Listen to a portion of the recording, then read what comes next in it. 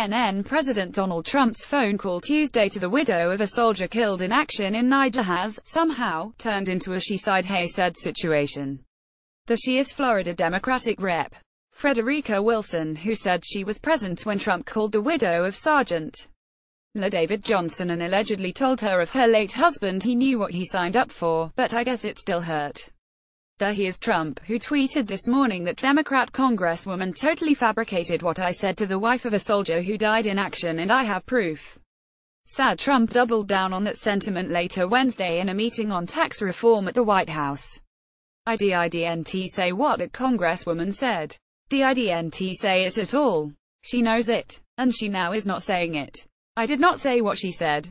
What we now have is this: the President of the United States in a war of words with a Democratic Congresswoman and, by extension, the widow of a fallen soldier over what he said when he called her to offer his condolences after the death of her husband. And both Trump and Wilson are alleging they have proof that the other is lying. This is not the normal course of affairs in a White House or, frankly, any level of politics. It speaks yet again to how Trump has fundamentally altered the way in which a president acts in public or in private. Doubt it? Ask yourself whether you can imagine either Barack Obama or George W. Bush or any president openly feuding about whether he told a grieving widow of an American soldier killed in action that he knew what he signed up for. It is, quite literally, unimaginable. For those who are taking Trump's side in all of this, alleging that Wilson is simply trying to score political points against a president the Democratic base hates, it's important to remember a few things we know about Trump. Point 1. In the summer of 2016, he engaged in an extended back-and-forth with Khizr Khan, the father of an American soldier killed in Iraq, following Khan's speech at the Democratic National Convention. Responding to Khan, who suggested Trump didn't know the meaning of real sacrifice, Trump said, "Who wrote that? Did Hillary's scriptwriters write it? I think I've made a lot of sacrifices. I work very, very hard, too." Trump has not told the truth about lots of things. Lots of things.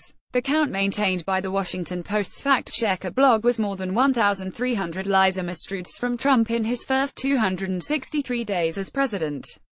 In a press conference with Senate Majority Leader Mitch McConnell on Monday, Trump said at least 9 things that were either debatable or simply false. Point 3. Trump has claimed he has proof many times. He has shown that proof almost never. As documented by Politico's Edward Isaac Dovere, here are other things Trump has said he had proof about: President Obama wiretapping Trump Tower during the 2016 campaign, that the women accusing him of sexually inappropriate behavior were lying, Obama being born in a foreign country, Obama's college transcript, alleged crimes by UN Ambassador Susan Rice, and that former FBI Director James Comey was lying about their personal conversations. Narrator voice: he didn't have proof of any of this. All of that context has to be considered as we attempt to figure out who is telling the truth and who isn't in this he-said-she-said situation. It's also worth asking why Wilson would totally fabricate what Trump said on the call. What would her motive be? "I have no reason to lie to the President of the United States with a dead soldier in my community," Wilson told Allison Camerata on New Day on Wednesday. "I have no time, I have no motive." Republicans might suggest that Wilson's motive is purely partisan. That as a Democrat, she will do whatever it takes to embarrass the president.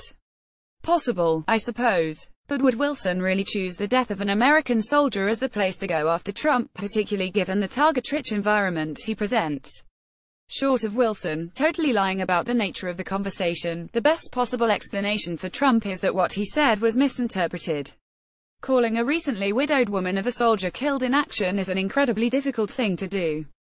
That's especially true for Trump, who, as a businessman prior to running for office in 2016, never had to do anything remotely like this. Given that inexperience, it's absolutely plausible that Trump expressed a real sorrow somewhat inarticulately, leaving Johnson's widow and Wilson upset. And that Trump did so entirely unintentionally. But Trump can never admit something like that. He always has to ramp up controversy and drama rather than play it down. Hence his tweet this morning insisting Wilson is lying and he has proof of that fact. That burden of proof now very much lies with Trump, although, if past is prologue, he isn't likely to ever produce any actual proof. Regardless, this moment should be about the 4 soldiers who gave their lives in service to the country. Instead, it's a he-said-she-said fight with the President of the United States right smack dab in the middle of it. Modern-day presidential indeed. Correction: this story has been updated. Sergeant. La David Johnson was working with a Special Operations Unit, but was not a Green Beret.